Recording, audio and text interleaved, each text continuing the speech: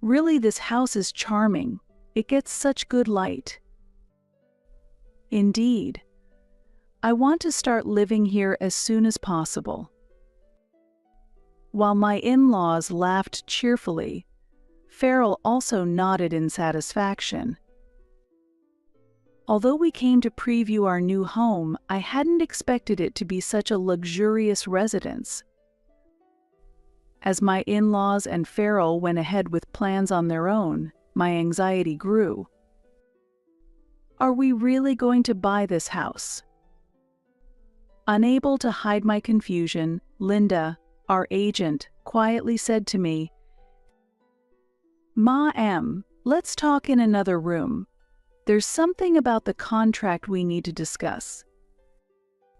Surprised by Linda's serious expression, I nodded. Led to a separate room, I was filled with anxiety. I thought she might press me for an immediate contract. However, what she said was completely unexpected. "You should run away immediately." What? Confused by her unexpected words, I asked, "Run away? What do you mean?" "I'm sorry for startling you so suddenly, but I've witnessed something." Linda began with an uneasy tone. The content of her words was shocking. "My name is Pamela Moore. I am 32 years old this year. My husband Farrell is the same age as me, and while we don't have children yet, we are seriously discussing buying our own house soon.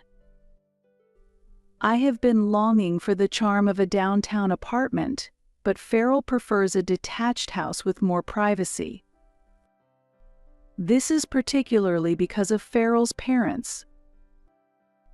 My mother-in-law, Hazel, is 65, and my father-in-law, George, is 66, relatively young for elderly people, but both have physical disabilities, so their lifestyle needs adjustments. When Farrell was a high school student, his family experienced a traffic accident during a trip, resulting in light injuries for him but severe ones for his parents. Hazel, his mother-in-law, hurt her back, and George, his father-in-law, sustained an injury that significantly impaired the function of one of his legs. Due to the accident, his parents were forced to quit their jobs, and their lives changed dramatically. After graduating from high school, Farrell worked diligently to support both the care of his parents and their livelihood. This demonstrates how deeply he values his family. We met through a mutual friend when we were 26 years old. My first impression of Farrell was that of a sincere person who valued family above all else. He always prioritized his parents, sometimes to the point of being overprotective. At first, I was a bit concerned that he might be worrying too much, but as I learned about his past, I understood why he acted this way. His kindness and deep love for his family attracted me, and I gradually developed deep feelings for him. Our relationship deepened gradually, based on mutual understanding and support. Eventually, our relationship developed, and we got married. Through this process, Farrell has been seeking a detached house that would allow his parents to live more comfortably. Considering he is an only child and the health condition of his parents, it's easy to see that his desire is well-founded. However, I have always felt a slight reservation towards his parents, and as time passed, I began to feel that my intuition was correct. Looking back, I had a subtle sense of discomfort from the day we introduced ourselves for marriage, 3 years ago. The first time I visited his parents' home, I was greeted warmly by Hazel. "Pamela, welcome. Our home is modest, but please make yourself comfortable," she said. "Thank you, I replied as I slowly stepped inside. I noticed her struggle with walking, just as Farrell had described before. Shortly thereafter, George appeared from the back of the room. "Pamela, nice to meet you. I'm looking forward to getting to know you better," he said. But he staggered as he walked, clearly struggling with the burden on his leg. This showed how the traffic accident had long-term effects, making work difficult for him. However, they were managing to make ends meet with the insurance payments they received. Understanding this background, I began to realize the source of the unease I felt. Seeing their condition, I was truly glad that I had brought the pizza we had bought in advance. Despite their physical inconveniences, my in-laws tried their best to provide a warm welcome, and I was deeply grateful and wanted to reduce their burden as much as possible. When I placed the pizza on the table, Hazel exclaimed with joy, "I'm sorry for having you prepare such a wonderful treat. Thank you so much. Let's eat right away," she said, reaching for the pizza without hesitation. I was a bit surprised to see them eating so eagerly, but their genuine expressions of joy warmed my heart. At that moment, Farrell jokingly exclaimed, "Hey, both of you starting without us? We're starving over here too." Hazel quickly responded, "Oh, I'm sorry. It's just that I haven't seen such delicious-looking pizza in so long I couldn't help myself. But don't worry, there's plenty for you and Pamela too," she answered with a smile. As she did, she placed a can of emergency food on the table, saying modestly, "I'm sorry, it's just this." George also smiled and thanked her, saying, "Thanks, dear." Seeing my surprised face, Farrell asked me, "What's wrong, Pamela? You look so shocked." I hesitated and muttered, trying to find the right words, when Farrell suddenly stood up, realizing, "Oh, I forgot the drinks." "Look, I've brought them," said George, carrying a tray with glasses for everyone, walking with a bit of a stumble but making a determined effort. "Thank you, Dad, Mom. I'm sorry, I should have prepared this."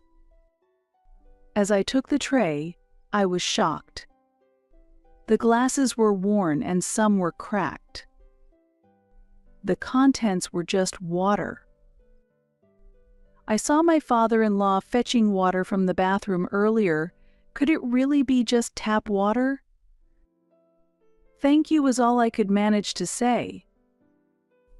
Eventually, my in-laws ended up eating almost all of the pizza I had brought, even though I had intended for it to be shared among all of us. They were holding the pizza box, repeatedly saying it's delicious, and ate very quickly, creating an atmosphere where I felt I couldn't join in. Farrell had no problem eating the canned side dishes.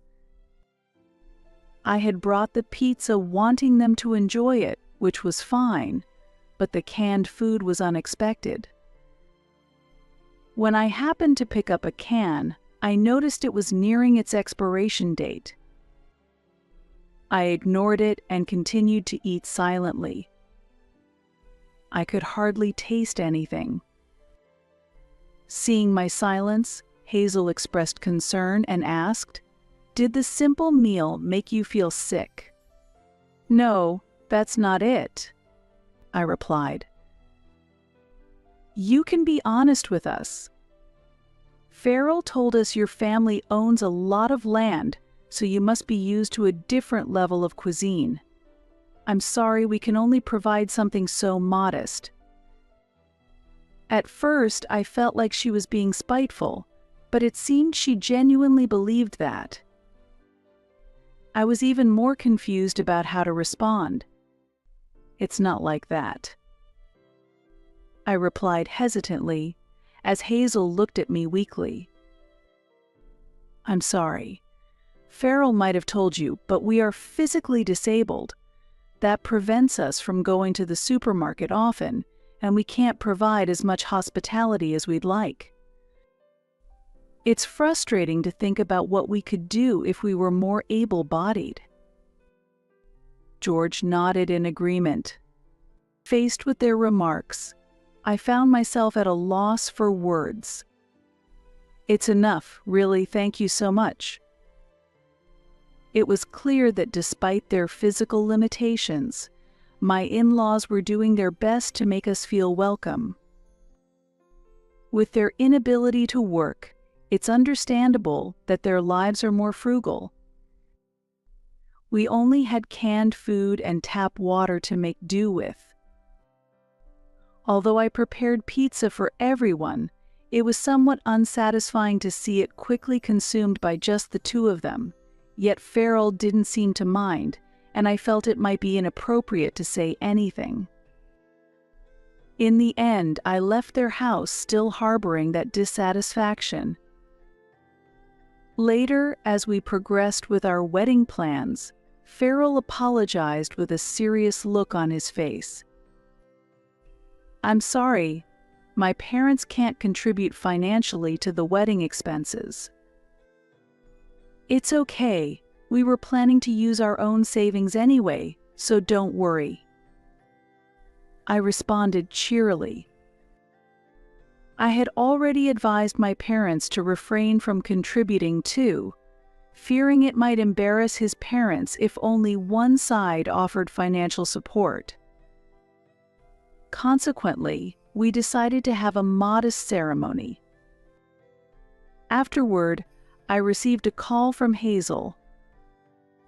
She apologized for not being able to help with the wedding expenses and said she wanted to send some home appliances as a gesture of her goodwill. Despite my reservations, she insisted on sending them. A few days later, several large cardboard boxes arrived at our house, which surprised me with their number. Upon opening them, they were packed with vintage appliances that were no longer on the market: old vacuum cleaners, a faded microwave, and other clearly well-used items. I also noticed the cracked cups and dishes that I had seen during our marriage introduction visit. All these had come from my in-laws' home. What kind of joke is this? I was at a loss for words. Seeing Farrell happily appreciating the gesture. "These appliances were used in your mother's house, weren't they? They look quite old," I pointed out reflexively. "Well, they still work, and we should be grateful," Farrell replied with a satisfied expression. Despite my surprise, as a matter of courtesy, I expressed our gratitude. I reluctantly contacted my mother-in-law. "The appliances have arrived, thank you." "Oh, they've already arrived? Those are things we've cherished for many years. I couldn't bear to throw them away, thinking they'd be useful to you newlyweds. You need appliances, right?" Her cheerful voice only increased my dissatisfaction. "However, many of them are quite worn and some do not work. We appreciate the gesture but plan to purchase new ones." "That's such a waste. It would help you save money." About saving money. "I really wanted to buy you new ones. But it's difficult for us. It's hard for us to get around, so we gave what we had at home." If they were worried about money, they didn't have to send anything. Moreover, my mother-in-law must have mentioned this to Farrell because he approached me about it. "Pamela, I heard you complained about the appliances. My parents went out of their way to send us household items. don't take their intentions lightly. I didn't mean it that way. This made me feel like the villain. I ended up having to use the old appliances. This wasn't how I envisioned enjoying our newlywed life. It's a situation I find hard to accept. But I kept telling myself that they were considering finances in their own way. Then, Farrell proposed buying a new house. I have always dreamed of having my own home. Normally, this would be exciting news, but Farrell seems to want a home that could accommodate living with his parents in the future. I'm troubled by this idea. Reflecting on my past interactions with his parents, I feel uneasy. I wonder if it's really okay to live together, given their priority has always been saving money, which is why they sent the old appliances.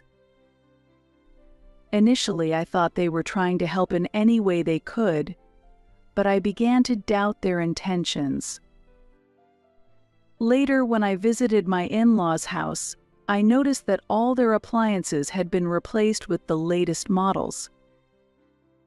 This raised many suspicions in my mind. I had heard they were financially struggling, but was that really true? They used to say they couldn't go shopping due to difficulty in getting around. However, nowadays, it's easy to make purchases online without needing to visit physical stores. This made me think that perhaps they just repurposed their old appliances as a wedding gift for us. I couldn't bring myself to tell Farrell, but I felt anxious that living together might force us into a frugal lifestyle. Furthermore, considering their situation, I felt that a new construction was out of the question. I was worried that they might suggest choosing a low-cost, aging house. Contrary to my concerns, they seemed to want a solidly built home. In fact, they were already looking at some properties. Seems like things are moving along, I said, perplexed. Yes, I took a drive last weekend and found a wonderful new property that I really liked. Farrell responded as if it were obvious. Why didn't you tell me about this? I felt left out and downhearted. Discussions about the house I was supposed to live in were being made without my knowledge. Feeling dissatisfied, I decided to go see the property. Farrell, his parents, and I headed to the real estate agency. On arrival, the agent quickly approached us. She was a young and attractive woman. Her business card read Linda Martin. "Ma'am, nice to meet you. I am Linda, and I'll be handling your case." Farrell had arranged a car for us to go see the property together. Inside the car, my in-laws were chatting amicably with Linda. It seems the new house is a ready-built home in a high-end area. I had a vague sense of unease. Eventually, our car stopped in front of the property. It was a luxurious single-family home with a spacious yard, clearly in an upscale neighborhood. We went inside and toured the layout while in the living room. My in-laws were very excited. "Really, this house is charming. It gets such good light," they said. Indeed. I want to start living here as soon as possible. As the conversation progressed, I felt anxious and couldn't help but interrupt. "Excuse me, but this is my first visit here." "Oh, is that so? My apologies. Here's the brochure." I was shocked when I saw the brochure. The price was clearly beyond our budget. it was likely a house we could not afford. Nevertheless, my in-laws and Farrell seemed eager to pursue this property. As I was sweating with confusion, Linda was staring at me, her expression suggesting she had something to say. Holding the brochure, I pondered how to handle the situation. Soon after, my in-laws started walking towards the terrace. Farrell joined them to provide support. They were deeply engrossed in their conversation. Then, as if she had made up her mind, Linda turned towards me and whispered quietly, "Ma, let's talk in another room. There's something about the contract we need to discuss." Surprised by her serious expression, I nodded. She led me to another room, and I was filled with anxiety. I thought she might press me to sign a contract immediately. However, what she said next was completely unexpected. "You should run away immediately." What? I was confused by her unexpected words. "What do you mean, run away?" "I'm sorry for startling you so suddenly, but I've witnessed something," she began, looking uneasy. What she revealed was shocking. It turns out that Farrell and his parents had been coming to this property previously. According to her, during those visits, his parents walked without any assistance. What does that mean? My in-laws are supposed to have difficulty walking. I couldn't understand. They always seemed to struggle with walking. That's why working was difficult for them, and shopping was a challenge. What on earth? I only managed to say that. Would you like to see for yourself? She suggested, peeking through a slightly open door to observe the three of them covertly. Indeed, my in-laws were walking on their own. They weren't using any canes or assistance. Why? Why would they pretend to be unable to walk? This could be evidence, so you should record a video, she advised. Her calm voice echoed. Evidence? What exactly? I'll explain in more detail later. Following her instructions, I shakily took out my phone and recorded a video of my in-laws walking. I just stood there, stunned. I couldn't comprehend what was happening. According to her, it seemed that my in-laws were pretending to have mobility issues. Therefore, she had recommended housing that was accessible for disabled persons. This house can have ramps installed, which would make moving around easier, she had suggested. To this, my in-laws burst into laughter. "Oh no, we don't need anything like that," they said, and started walking briskly away. She did not understand why they were deceiving her. However, the reason became clear later. When it came to providing mortgage documents, it was revealed that the contracts were being processed under my name. Here are the necessary documents. The documents clearly had my name on them. As she discreetly listened to their conversation, she overheard a shocking discussion between them. After all, it's best if Pamela pays for the loan. We've been pretending to be injured. We did receive a significant amount from the insurance, but we've almost used it up on the new appliances we bought. Mom, you're being too direct. But that's what we've been planning all along, isn't it? Find someone from a wealthy family. While my mother-in-law was nonchalant, My father-in-law also seemed satisfied. Farrell kept his promise, didn't he? Pamela trusts us completely. A kind-hearted, wealthy person is easy to manipulate. Learning the truth, I was astounded. My in-laws had deliberately pretended to have mobility issues to fraudulently receive insurance money. Farrell was aware of these facts all along.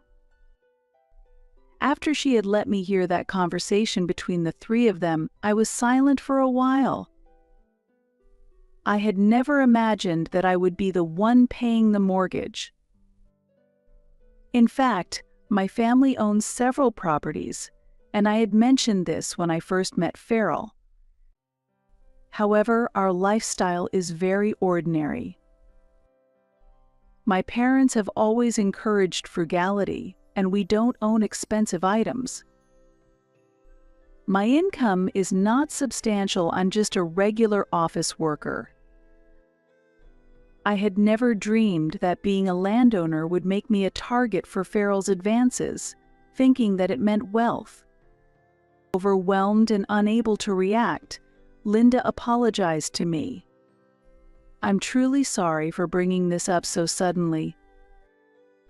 No, please don't worry about it. On the contrary, I appreciate you telling me, I replied emphatically, noticing her expression darkened. The matter is not yet concluded, she continued, and what followed was even more shocking. Farrell had said, "We'll need to draw on Pamela's resources moving forward." And his mother had added, laughing, "Hey, next, give her a little nudge. I'll teach her how to pretend to fall and claim long-term medical expenses. She'll surely be delighted to learn how a little pain can bring in money." I was horrified. They intended to involve me in their fraud. What do you mean? They were speaking as if it were merely a push, but the intention was clearly to cause injury. The thought of being coaxed into committing such deceit was unforgivable. I'm sorry to bring such distressing news, but I felt it necessary to tell you. This is a clear criminal act, and it could harm you as well. She spoke with evident concern in her voice. The implications were hard to believe and even harder to accept. Witnessing the scene firsthand, I saw my in-laws walking boldly. My name was on the mortgage documents, and there was Farrell, who had deceived me. The shock made me dizzy, and I stumbled. "Are you okay?" She caught me just as I was about to fall. I had to pull myself together. As my real estate agent, she had courageously revealed the truth. I had to take some action. "Thank you, I'm fine. I was just startled by this unexpected revelation. I have no intention of engaging in fraud, and now that I know the truth, I cannot simply ignore what my in-laws are doing," I declared firmly. My determination was clear to her, and she nodded in acknowledgement. There was no time to waste. We immediately discussed the next steps to take. After that, I hurriedly left the building through a different exit while she distracted my in-laws. Using the excuse of feeling unwell, I messaged Farrell that I was heading home ahead of him. Once home, I quickly started gathering evidence. I searched online for the date and details of the accident my in-laws had mentioned, and information about the insurance company and the doctors treating them. As soon as I was prepared, I decided to notify the insurance company. I raised the issue of fraudulent claims and explained the details to their Special Investigations Unit. I also made sure to attach and send the video I had recorded today via email. As a result, the insurance company held my in-laws criminally responsible, and they were arrested. It later emerged that the injuries they had sustained in the accident were indeed minor. Nevertheless, they had exaggerated their symptoms to continue receiving insurance payouts fraudulently. Normally, insurance companies are very vigilant about the potential for fraud in cases of traffic accidents. I had been wondering how they managed to deceive the audits, but the truth was eventually revealed. Shockingly, they had conspired with a relative who was a doctor to forge medical certificates, exaggerating minor injuries as severe ones. It's unbelievable. Of course, that doctor was also arrested. This doctor had previously been flagged by the insurance company for irregularities, which led to their swift arrest, along with my in-laws. In the end, they were just a greedy family. It went beyond mere frugality. They were criminals. And Farrell, who had overlooked all this, was essentially complicit. I brought everything to light and filed for divorce. However, Farrell did not accept this and opposed it. He claimed it was all a misunderstanding and pleaded with me to at least meet his mother. I could not understand what he thought was misunderstood. I had no desire for a reunion, but there was something I still needed to say. Together with Farrell, I went to the prison where his parents were being held. Due to the gravity of their crimes, they received indefinite sentences without the option for fines. As a result, my in-laws were incarcerated. Stepping into the visiting room, I saw that his mother already looked dispirited. Separated by an acrylic panel, I fixed a sharp gaze on her. "Mother-in-law, you've been committing fraud for a long time, and you intended to involve me as well? Why would you do such a thing?" Her response was feeble. "What do you mean, such a thing? There was really an accident, and initially I truly was incapacitated. But even as my condition improved, I thought we could benefit from continuing to claim for medical expenses." I was astounded that she didn't seem to recognize the criminality of her actions. I responded firmly, "What are you talking about? That is clearly a crime. It's incomprehensible that you would coerce me into wrongdoing." At that moment, Farrell interrupted. "No, it was just an easy way to make money. It was a mistake, but I thought you'd understand, considering how your family has wealth and lives comfortably. You get it, right?" Fed up with Farrell's flippant attitude, I reached my limit. "What? Don't mix things up. Both my parents and I work honestly. We don't think about making money through crimes. This is unforgivable as a human being. Please never contact me again." At my forceful words, both Farrell and his mother were visibly shocked. The true nature of Farrell and his mother was clear. I had never imagined they were such terrible people. They only thought about making easy money and exploiting others. Even after being arrested, there was no sign of remorse. Feeling that I could no longer deal with this situation, I left Farrell behind and walked out of the prison. I would never come back here. Afterward, I proceeded with divorce mediation. It took time, but the divorce was eventually finalized. Farrell resigned from his job as his parents' arrest became known at his workplace, making it uncomfortable for him. His whereabouts are unknown to me now. Presumably, his parents are living quietly after their release. I never thought such unscrupulous people really existed. For a while, I couldn't even think about marriage. I decided to focus on my career and switch to a new job. That's when an unexpected encounter happened.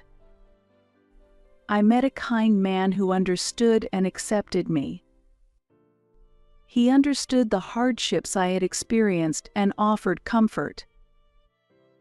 While I hesitated about moving forward, I trusted his character. However, lessons from my previous marriage had made me cautious. He tried to alleviate those fears by introducing me to his parents. His parents warmly welcomed us and served elaborate dishes. I felt genuine joy at this seemingly ordinary kindness. His parents, too, were gentle and broad-minded, just like him. I was confident I could feel safe with this family. As a result, we got married and were able to lead a peaceful life. Over time, the topic of buying a house came up between my husband and me. I took him to the real estate agency I recommended. It was the agency where Linda worked. Thanks to her support, I was able to see through the deception before, and I am deeply grateful for it. As we entered the real estate agency, a familiar face greeted us. "Welcome." "Oh!" She seemed to have recognized us. I responded with a smile. "Hello? It's been a while." She was as energetic as ever. The new business card she handed me had Chief written on it. Feeling her growth and experience brought me genuine happiness. When my husband was not around, she kindly said, "It's really great that you found a good partner." "I'm really grateful that you told me the truth back then." "Thank you." My smile widened. We decided to build our new house through this real estate agency where she works. It was a decision made after wanting to somehow repay her. I'm sure this time, my ideal home will be realized. Thinking about our new home naturally brought a smile to my face.